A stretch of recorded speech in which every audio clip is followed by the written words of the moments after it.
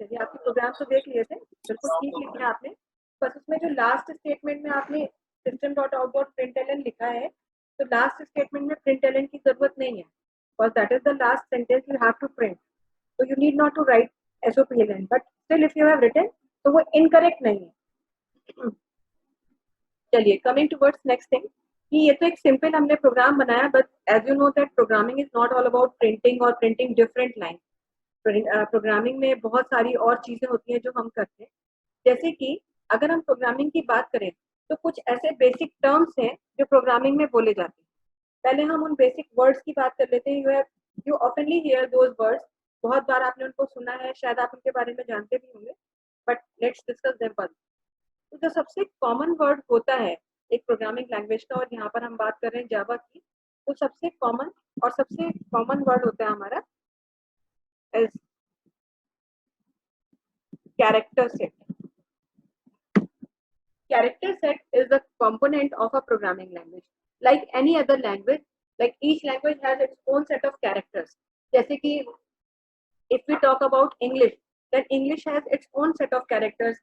We have alphabets from A to Z and we can write them in uppercase or lowercase. इस तरह से उन characters का आप use करते हैं. You make words from those characters, then you frame sentences from those characters, and then out of those sentences, if you frame those sentences collectively, then that is known as a paragraph. This is how you work in English language. Similarly, in Hindi, we have स्वर and व्यंजन, अक्षर होते हैं. स्वर और व्यंजन में हमारी कैटेगरी में आके डिवाइडेड होते हैं. उन अक्षरों से आप शब्द बनाते हैं, वाक्य बनाते हैं, और फिर आप उनके पैराग्राफ बनाते हैं. इसी तरीके से जैसे किसी भी लैंग्वेज का अपना सेट ऑफ कैरेक्टर्स होता है, आपकी जावा जो है it also has its own set of characters. इस सेट ऑफ कैरेक्टर्स में आप क्या क्या चीजें यूज करते हैं? फर्स्ट ऑफ ऑल तो अल्फाबेट्स आर देयर.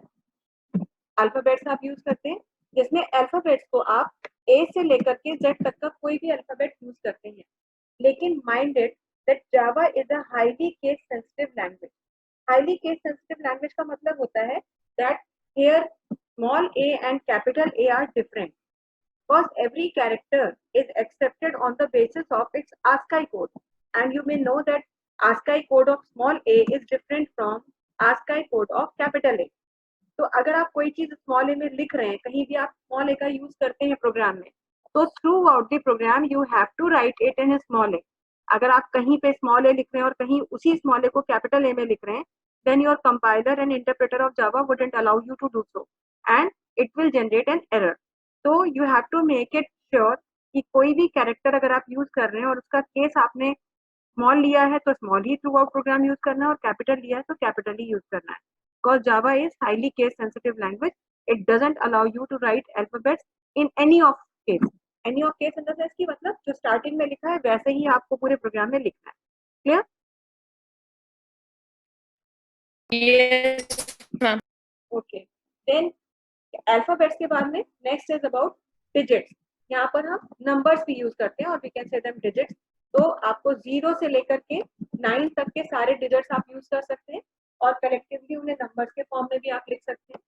फिर some special characters are also there. Special characters में ऑलमोस्ट ज्यादातर कैरेक्टर्स जो कीबोर्ड में अवेलेबल है वो सारे यूज होते हैं.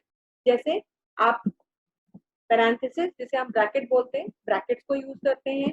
आप ब्रेसेस यूज करते हैं, आप हाइफन भी यूज करते हैं, आप कोलन भी यूज करते हैं, आप सेमीकोलन भी यूज करते हैं. आप ये कोलन भी यूज करते हैं, सेमीकोलन भी यूज करते हैं, कॉमा भी यूज करते हैं. देन आप स्क्वायर ब्रैकेट्स भी आगे यूज करेंगे, और इस तरह के बहुत से सिंबल्स हैं जो आप अपनी प्रोग्रामिंग लैंग्वेज में यूज करते हैं. तो ये सारे वो सेट ऑफ कैरेक्टर्स होते हैं जिनकी हेल्प से आप अपनी प्रोग्रामिंग लैंग्वेज की स्टेटमेंट्स फॉर्म करते हैं. जैसे हम अगर एक स्टेटमेंट लिख रहे हैं system dot out dot println, तो उसमें आपने देखा कि आप अल्फाबेट्स यूज कर रहे हैं, but every time when you use to write this statement you make it sure that S should be capital. अगर आप सिस्टम का एस स्मॉल कर देंगे तो वो कभी भी आपको स्टेटमेंट प्रॉपर्ली एग्जीक्यूट नहीं होगा और एरर जनरेट हो जाएगी.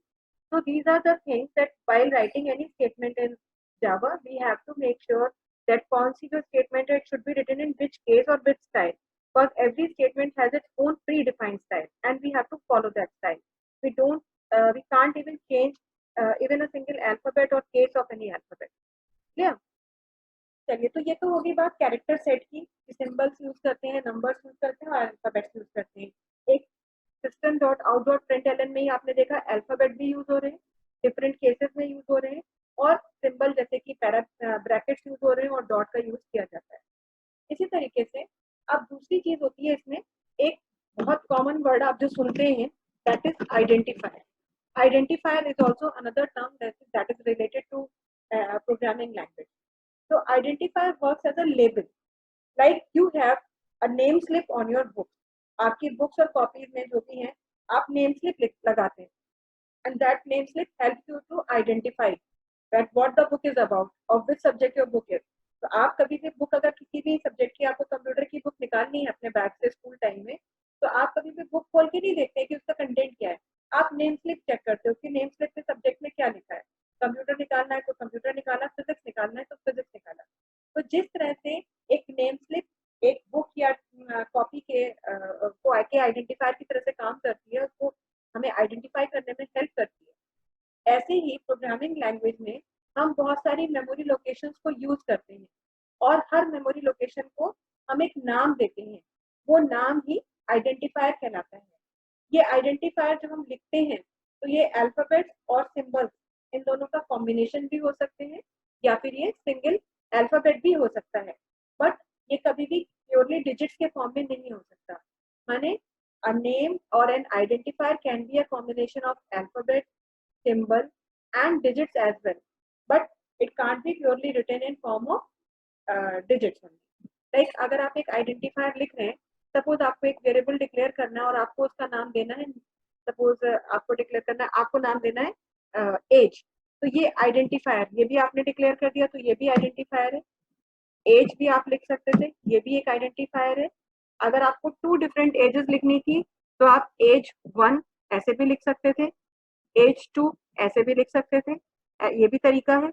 लेकिन आप सिंबल भी ले सकते थे, जैसे आप ऐसे भी लिख सकते थे age underscore EMP1, first employ की एज स्टोर करनी है तो अंडरस्कोर को एज अ सिंबल ले सकते हैं। तो underscore is the only special character that is allowed while writing any identifier. Identifier का नाम लिखते समय underscore is the symbol that your Java compiler allows you to write. Then आप कभी भी कुछ रूल्स ऐसे हैं, मतलब डोंट्स में क्या होता है, अब आपको अगर कोई आइडेंटिफायर लिखना है तो you can't start it with a digit, like you can't write 1 age, this is illegal, this is not correct. अगर आप कभी भी किसी वेरिएबल का नाम 1 एज लिखते हैं तो वो आपको वहाँ पे एरर जनरेट करके दे देगा। तो ये आइडेंटिफायर्स होते हैं जो कि यूजर अपनी चॉइस से लिखता है, और ये आइडेंटिफायर मेमोरी लोकेशंस के नाम की तरह से होते हैं, लेबल्स की तरह होते हैं। प्रोग्राम को लिखने में शुरुआत में ही हम आइडेंटिफायर्स डिक्लेयर करते हैं। आइडेंटिफायर्स को डिक्लेयर करते समय हमें क्या ध्यान रखना होता है, उसका एक रूल है कि सबसे पहले हमें क्या लिखना होगा, हमको लिखना होगा डेटा टाइप, फिर हम एक स्पेस देंगे, फिर हम आइडेंटिफायर का नाम लिखेंगे, और फिर उसके बाद में आइडेंटिफायर का नाम लिखने के बाद हम आइडेंटिफायर नेम लिखेंगे, और उसके बाद में हम सेमीकोलन लगाएंगे। ये तरीका होता है किसी भी आइडेंटिफायर को डिक्लेयर करने का। Now here first let's talk about what a data type is. Data type is type of data that a memory is going to hold. Memory में आप किस तरह की वैल्यू स्टोर करने जा रहे हैं, ये चीज हम डेटा टाइप से डिसाइड करते हैं, and identifier name is the label to that memory location. For example, if I want to store some numbers or a number in a memory location, then the type of data must be integer. आपने कभी ये word लिखा हुआ देखा है? अपने आप programme आपने बनाए होंगे, आपने INT लिखा है? अभी तक कभी नहीं लिखा,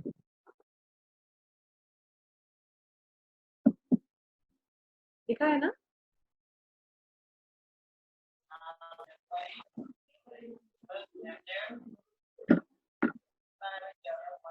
हेलो आयुष, यस मैम। आपने कभी INT वर्ड यूज किया है अभी तक अपनी प्रोग्रामिंग में? Yes ma'am. हाँ, तो बताइए कब यूज किया आपने INT? Ma'am, when we have to write any integer. Integer. Then what do you mean by integer? What an integer is actually?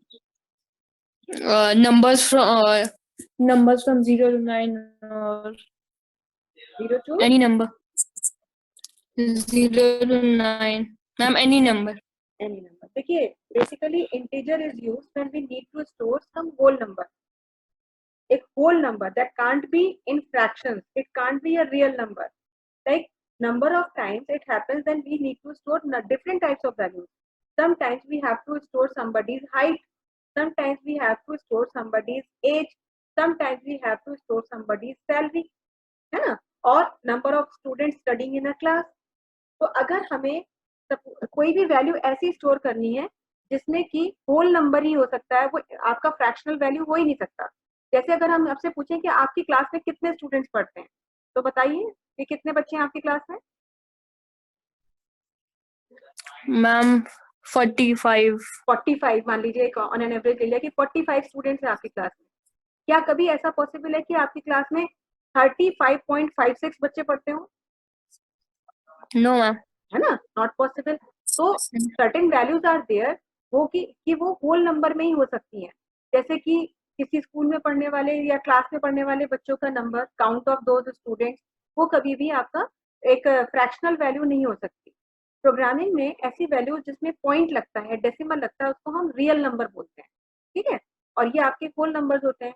तो जब भी आपको होल नंबर स्टोर करना है तब आप इंटीजर डिक्लेयर करते हैं, INT यूज करते हैं.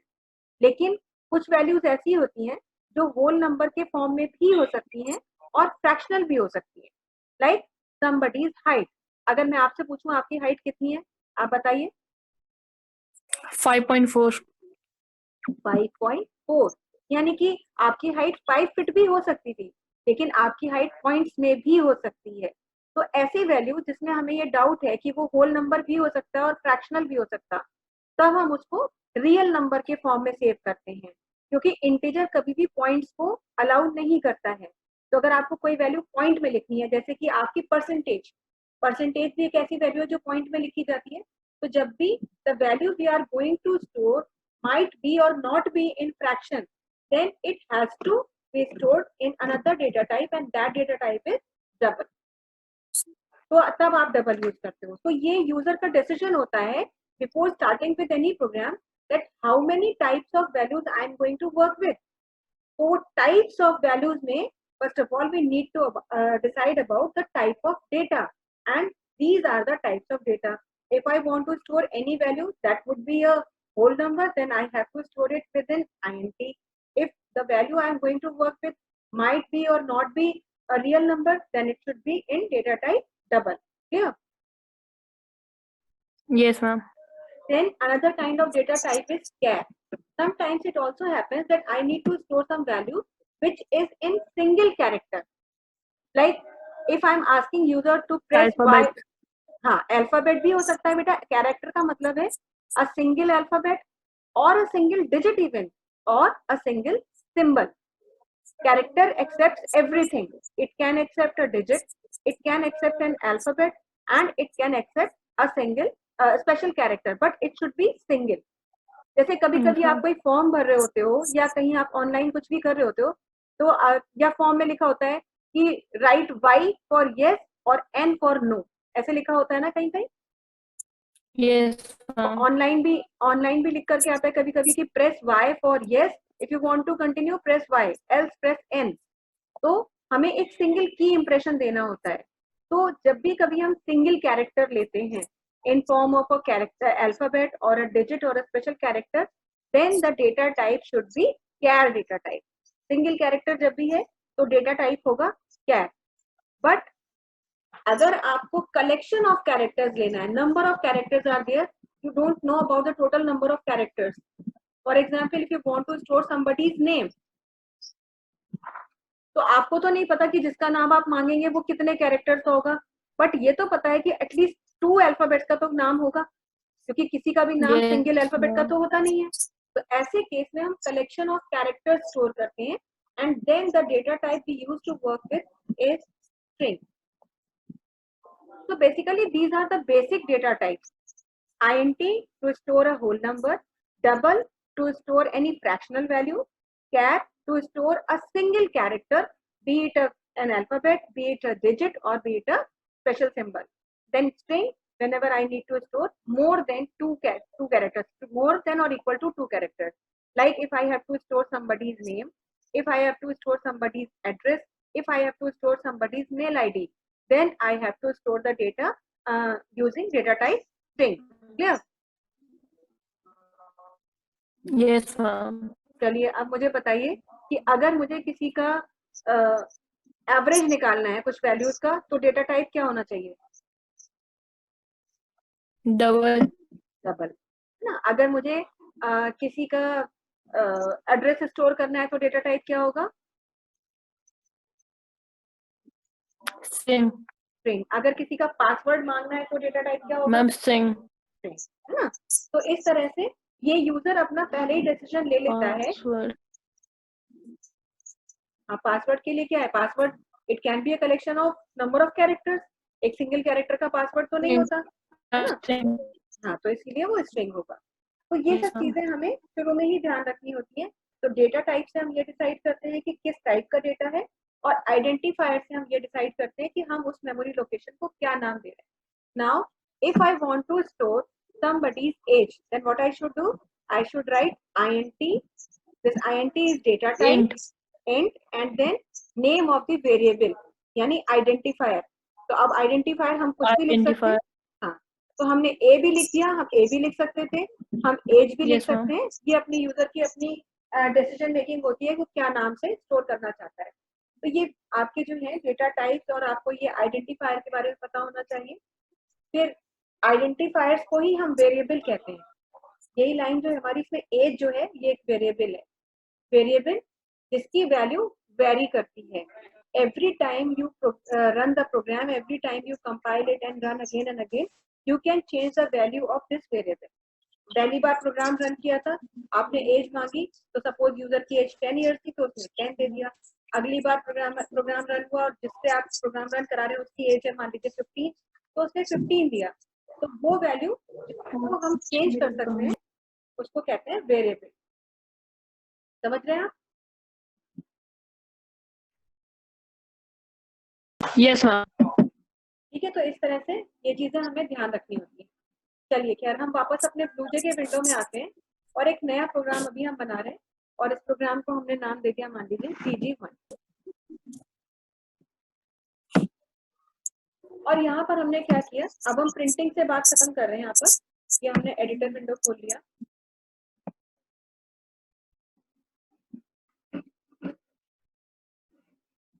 पूरा प्रोग्राम डिलीट कर दिया, और सबसे पहले हमने स्टार्ट किया अपनी पहली स्टेटमेंट से, that is class PG1 then public static void main।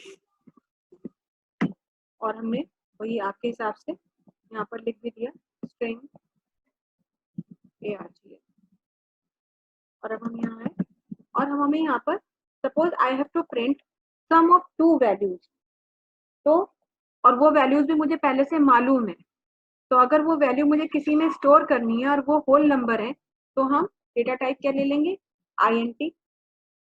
पहली वैल्यू हमने a नाम के वेरिएबल में डाल दी और उसकी वैल्यू थी सपोज 10, तो यहाँ पे डिक्लेयर भी कर दिया, और डिक्लेयर करने के साथ साथ इनिशियली उसको एक वैल्यू भी दे दी। इस स्टेटमेंट का मतलब आप समझते हैं क्या हो रहा है? जैसे ही ये लाइन लिखी जाती है, कंपाइलर को पता चल जाता है, जो हमारे प्रोग्राम को, जो लैंग्वेज प्रोसेसर है उसको ये पता चल जाता है कि मेमोरी में एक लोकेशन बनाओ। int मेमोरी में 2 बाइट्स लेता है, तो वो क्या करेगा, 2 बाइट्स को ऑक्यूपाई करेगा और 2 बाइट्स को एक नाम दे देगा a। और क्योंकि इज इक्वल टू 10 भी लिखा हुआ है, दैट मीन्स कि ऑलरेडी उसके अंदर एक वैल्यू पड़ जाएगी, that is 10। So this is how we can declare and initialize any memory variable with some value. Getting my point? Yes, ma'am. Now I also want to store another variable b with 20. तो यहीं पर हमने comma separator का use किया और एक साथ हमने दोनों वेरिएबल डिक्लेयर कर दिए। a को डिक्लेयर किया, उसमें एक वैल्यू डाल दी, b को डिक्लेयर किया, उसमें एक और वैल्यू डाल दी। और अब मैं चाहती थी कि इन दोनों का सम स्टोर करें, तो क्या किया है, एक और यहाँ पर वेरिएबल डिक्लेयर कर लिया, चाहे तो नेक्स्ट लाइन में भी कर सकते हैं c, और c इज इक्वल टू क्या कर दिया, a प्लस b। अब यहाँ पर a प्लस बी में क्या हुआ कि a और b की वैल्यू ऐड हो गई प्लस ऑपरेटर की वजह से, and now I have to print the value of c. So C. again, if I have to print, then I need to write this statement system dot out dot print. अब मुझे लिखना है suppose sum is, तो यहाँ पर अपना message लिख दिया, अपने मैसेज को क्लोज किया डबल कोट से, और इसके साथ में किसकी वैल्यू प्रिंट कराना चाहती हूँ, सी की. तो यहाँ पर क्या Plus करेंगे, C. प्लस सी, और C. ब्रैकेट क्लोज करेंगे, टर्मिनेटर लगाएंगे, मेन को बंद करेंगे, और यहाँ पर हम अपना पूरा प्रोग्राम बंद करेंगे. कंपाइल करने के लिए कंट्रोल के प्रेस करेंगे, और जैसे ही प्रोग्राम कंपाइल हो जाएगा, देखिए नीचे मैसेज आ गया है नो सिंटैक्स एरर्स, तो मैं इस विंडो को क्लोज करूंगी. क्लोज करने के लिए कंट्रोल डब्ल्यू शॉर्टकट यूज कर सकते हैं. अभी यहाँ पर आए और हमने वॉइड मेन अपने मेन फंक्शन को कॉल किया, एंटर करेंगे. यहाँ तो कुछ करना नहीं है, यहाँ तो सीधे ओके करेंगे, और ओके करके जब टर्मिनल विंडो में आएंगे तो देखिए आउटपुट प्रिंट हो गया, सम इज 30, और हमें पता है कि 10 + 20 इज इक्वल टू 30. तो सम प्रिंट होकर के आ गया, हमने चेक कर लिया कि my program is working correctly. Any doubt? No, ma. चलिए, I am clearing this program and again I am going to this program window. अभी आप अगर अपने आउटपुट विंडो को ध्यान दें तो उसमें मैसेज लिख के आया था सम इज 30. अब अगर किसी को ये नहीं पता है कि 30 कैसे आया, 10 और 20 को ऐड करके आया कि 15 और 15 को ऐड करके आया, क्योंकि सब तो प्रोग्राम विंडो नहीं देखते हैं, यूजुअली तो लोग आउटपुट देखते हैं. प्रोग्राम विंडो जो ये अभी दिख रही है ये तो प्रोग्रामर ही देखता है. तो उन्हें कैसे पता चले कि कौन सी दो वैल्यूज को ऐड करके 30 मिला, क्योंकि 30 तो 29 + 1 भी 30 होता है, 15 + 15 भी 30 होता है, या 17 + 13 भी 30 होता है. तो उन्हें कैसे पता चले कि 10 और 20 का सम 30 था. तो इसके लिए हम अपने मैसेज को थोड़ा चेंज कर सकते थे. जैसे हम क्या लिख सकते थे, इसी चीज को हम ऐसे लिख सकते थे, सम ऑफ, मतलब मैं लिखना चाहती थी सम ऑफ 10 एंड 20 इज 30. तो यहाँ पे सबसे पहले किसकी वैल्यू प्रिंट करनी है, ए की वैल्यू प्रिंट करनी है. सम ऑफ के बाद I want to print the value of A. So what I will do, I will close my statement here, I will write plus and then I will write a. Again I will use plus symbol, again I will continue with my statement a, and अब इसके बाद b की value print करनी है, तो ऐसे b, फिर plus, और फिर डबल कोट्स लगाए, और इस c. देखिए हम फिर से प्रोग्राम को कंपाइल कर रहे हैं और क्लोज कर दे रहे हैं. अब मैं इसकी एडिटर विंडो में आ रही हूँ, तो देखिए अब सॉरी, अब मैं इसके प्रोग्राम को कॉल कर रही हूँ मेन फंक्शन को, और यहाँ पर एंटर किया, और देखिए अब लिख करके आ गया sum of 10 and 20 is 30. So this is how you can change the format of your print function.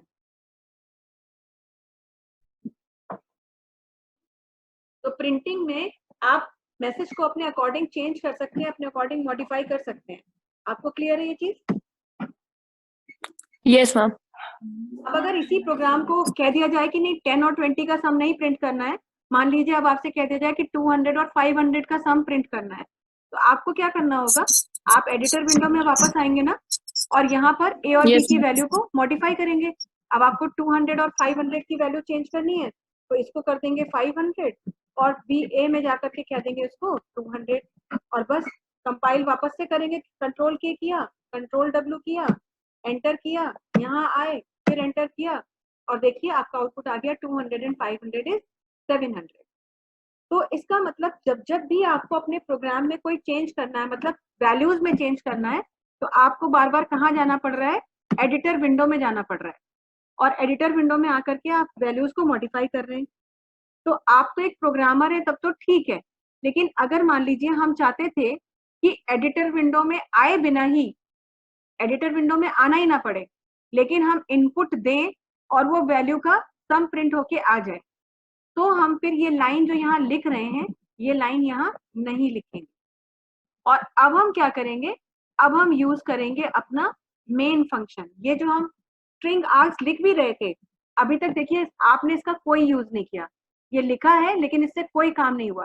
लेकिन अब हम क्या करेंगे, अब ये स्ट्रिंग आर्ग्स हम यहाँ Int से A हटा and देंगे. int B. आप यहाँ पे लिखोगे int a, int b.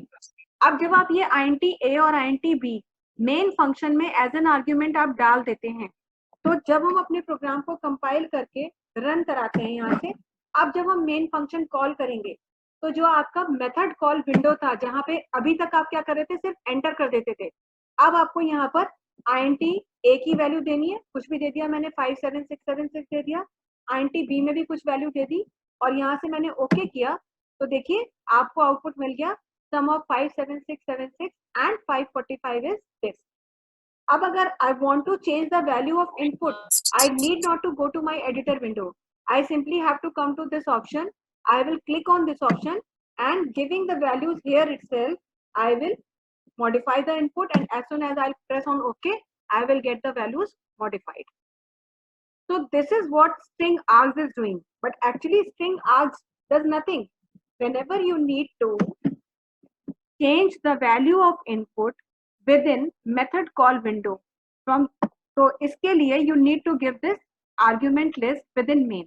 Otherwise अगर आप string args यहाँ पे लिख रहे थे तो method call window में आपको कुछ भी नहीं करना पड़ता, आप सिर्फ ओके करके बाहर आ जाते हैं. अभी आपको क्लियर है ये चीज कि int a int b क्यों लिखा और string arg लिखने से क्या नुकसान था? Yes, ma'am. अब string arg अगर हम नहीं भी लिखते, अब मैं देखिए आपको दिखा रही हूँ यहाँ कोई string args हम नहीं लिख रहे हैं, और यहाँ अगर हमने int a को कुछ भी वैल्यू दे दी, यहाँ मान लीजिए ये दे दी और b को हमने कुछ भी वैल्यू दी, सपोज जैसे पहले बना रहे थे, बट अब हमने ये चेंज किया कि इसमें स्ट्रिंग आर्ग्स नहीं लिखा हुआ है, तो भी देखिए ना तो कोई एरर आएगी और यहाँ पे करने पर कोई मेथड कॉल विंडो नहीं आती, सीधे आप टर्मिनल विंडो में आ जाते हैं. तो आप जब तक स्कूल में स्ट्रिंग आर्ग्स लिखते हैं मेन के अंदर, तो वो आपके लिए बेनिफिशियल नहीं है. इनफैक्ट उसके लिए मेथड कॉल विंडो अलग से जनरेट होती है जिसमें आप ओके करके सिर्फ बाहर आ जाते हैं. तो आपको जब भी मेन को यूज करना है तो मेन में या तो आप आर्ग्यूमेंट्स लिखें जैसे int a int b लिखा हुआ था, या फिर आप उसे खाली भी छोड़ सकते हैं. क्लियर है इतना आपको? Yes, ma'am. चलिए, तो ऐड करना है तो हम यूज करते हैं ऑपरेटर प्लस. अगर हमें सब्ट्रैक्ट करना हो तो सब्ट्रैक्शन के लिए हम यूज करते हैं सिंबल माइनस का. अगर हमें हाँ माइनस वाला सिंबल मिलता है, हाइफन कहते हैं हम इसको, और इसके लिए हमने यहाँ पे दे दिया, मान लीजिए difference of a and b is, compile कर रहे हैं और यहाँ पे यहाँ किया हमने, तो देखिए 12 and 22 is sorry 11 and 22 is -11, क्योंकि जो इंटीजर है वो होल नंबर हो सकता है, लेकिन वो वैल्यू पॉजिटिव भी हो सकती है और नेगेटिव भी हो सकती है. तो अगर आपका आउटपुट पॉजिटिव में है तो पॉजिटिव आता, अगर 11 माइनस 22 की जगह 22 माइनस 11 किया होता तो 11 आ जाता. तो it can be a positive integer और it can be a negative integer.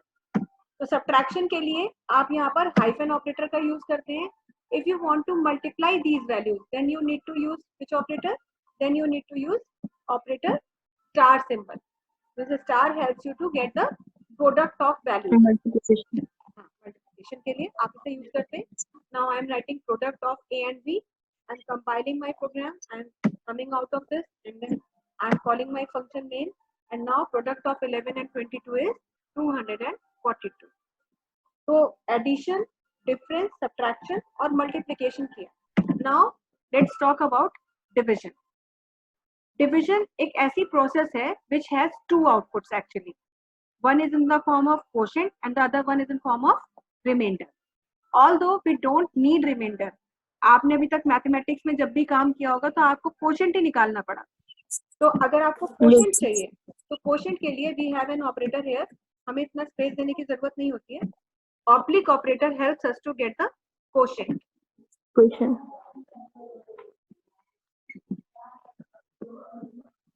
Quotient अब हम इतना नहीं लिख रहे. क्वोशंट इज लिखा हमने बस, और सी कंपाइल कर रहे हैं. अभी a की वैल्यू को हम यहाँ बड़ा कर देते हैं. a की वैल्यू को हमने सपोज कर दिया 44 और b की वैल्यू को 22 कर दिया. ऐसी वैल्यूज दे रहे हैं कि हम मैन्युअली कैलकुलेट भी कर सकते हैं कि हाँ c में 2 आना चाहिए. तो अभी हमने कंपाइल किया, क्लोज किया और हम प्रोग्राम को यहाँ पर रन करा रहे हैं. तो देखिए हमें क्वोशंट 2 मिल गया, एकदम सही मिला है, कोई प्रॉब्लम ही नहीं है. बट हाँ, अगर कभी आप ऐसी वैल्यूज लिखते हैं जिसमें आपका numerator is smaller than denominator and you are working with integer, तो क्या आएगा आउटपुट?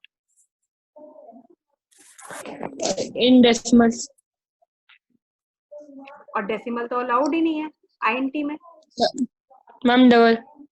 नहीं, मान लीजिए इंटीजर ही यूज करना है, double you are not allowed to use double, but if you are taking the values and in which numerator is smaller than denominator, then it means कि वो डेसिमल के बाद की वैल्यू तो देगा ही नहीं, और आया आपका कुछ पॉइंट्स में ही होगा। तो पॉइंट्स में अगर आया तो इसका मतलब डेसिमल के पहले क्या रहा होगा? नंबर्स। नहीं, डेसिमल के पहले तो जीरो ही रहा होगा ना, यस मैम। है ना? तो यहाँ पर क्या होगा, आपका आउटपुट क्या आ जाएगा? जीरो। ध्यान रखिएगा कि जब भी आप डिवीजन कर रहे हैं and your numerator is smaller than denominator and you are working with integer variable, then the output will be zero. Every time you have to keep this thing in your mind, okay? हाँ, yes ma'am. अगर integer की जगह आप double कर देंगे तो obviously फिर आपके तो आउटपुट पॉइंट्स में आ जाएंगे, फिर आपको कभी कोई प्रॉब्लम नहीं होगी। तब इसको सी को भी हम डबल कर देते हैं, तभी एग्जैक्ट एक्यूरेसी आएगी हमारे। डबल किया, कंपाइल किया, और अब हम यहाँ पर ये कर रहे हैं A11 ना, अब हम मेन फंक्शन अपना कॉल कर रहे हैं, तो देखिए 0.5 आ गया। तो अगर आपको होल नंबर में नहीं चाहिए था आउटपुट, आप पॉइंट्स में, जब आपको पता था कि पॉइंट्स में आ सकता है और आपको पॉइंट्स में लेना अलाउड है, तब तो आप डबल डेटा टाइप से काम करेंगे। लेकिन अगर आपको इंटीजर में ही काम करना है and if your numerator is smaller then the denominator, तो आपको ये पता होना चाहिए कि आउटपुट जीरो आएगा। और शायद हो सकता है अभी आपको लग रहा होगा कि मैम इसकी तो जरूरत कभी नहीं पड़ेगी, लेकिन पड़ेगी। अभी आने वाले कुछ लेसन्स में ही, एक कुछ सेशंस के बाद ही हमें इसकी जरूरत पड़नी है। तो ये रूल आपको ध्यान रखना है कि इंटीजर के केस में if denominator is smaller than output will be zero. Clear? Ma'am हाँ बताइए Ayush. Ma'am in a program we can use both double and int. Yes, you can use both double and int. Like suppose I have written A and B as double and I have taken C as int. तो ध्यान रखिए कि अगर कोई action perform हो रहा है, ठीक है, तो यहाँ पर इंटीजर को इंटीजर से डिवाइड किया जा रहा है, लेकिन हम उसे स्टोर किस में कर रहे हैं? डबल को डबल से डिवाइड कर रहे हैं, लेकिन स्टोर किस में कर रहे हैं? इंटीजर में कर रहे हैं। तो अब अगर हम इसे प्रिंट कराएंगे, यस मैम। कंपाइल कर रहे हैं, तो देखिए वो क्या दे रहा है आपको। कंपाइल करने पर यहाँ पर हमें एरर शो कर रहा है। वो क्या कह रहा है कि if you are dividing two double values but if you are storing the output in INT then it will generate an error. हाँ, अगर हम इसे डबल ले लेते हैं और भले ही हम ऊपर वाले INT ले लेते हैं तो ये जनरेट कर देगा, तब कोई प्रॉब्लम नहीं है। तब फिर ये आपको पॉइंट्स में वैल्यू दिखा देगा। ये देखिए जीरो आया, लेकिन क्योंकि फॉर्म डबल थी उसकी तो 0.0 उसने आपको दिखा दिया। तो ऐसा इसलिए हुआ, पहले केस में एरर क्यों आ गई? क्योंकि एक्चुअली इंटीजर की जो हायरार्की होती है, इंटीजर डेटा टाइप की हायरार्की डबल डेटा टाइप से कम होती है। तो आप डबल का जो कैलकुलेशन का आउटपुट है उसे इंटीजर में नहीं स्टोर कर सकते, पर इंटीजर के कैलकुलेशन का आउटपुट डबल में स्टोर कर सकते हैं। So different data types, you can use different data types in single program, but you have to remember all those things in your mind. You have to keep these things in your mind. Clear? Yes ma'am. चलिए, now come to next thing, division. As I told you that there are two types of output while dividing any value from another one. One is in the form of quotient. To take quotient, we need to use this oblique operator. But if I want to take remainder as an output, हमें remainder निकालना है, that what is ma'am the, module. हाँ, तो आप modulus operator use करते हैं। Ma'am module. हाँ, very good. और यस इसके मैम। लिए कौन सा मैम सिंबल यूज करें? Percentage.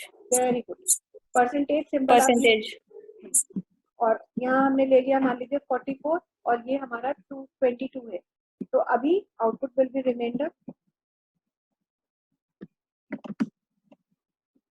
And I am compiling and then I am running my program. So 44 upon 22 will be 0 because there is nothing left, है ना? Yes ma'am. अभी मान लीजिए 44 की जगह कर देते हैं यहाँ पर 45 भी कर देंगे अगर, तो रिमाइंडर हमारा 1 हो जाएगा। तो अगर हमारा न्यूमरेटर बड़ा है और डिनोमिनेटर छोटा है तो प्रॉपरली डिवीजन का प्रोसेस फॉलो होगा और मॉडुलो ऑपरेटर की वजह से आपको रिमाइंडर मिल जाएगा। लेकिन अगर यहाँ पर न्यूमरेटर छोटा हो जाता है और डिनोमिनेटर बड़ा होता है तब क्या होगा?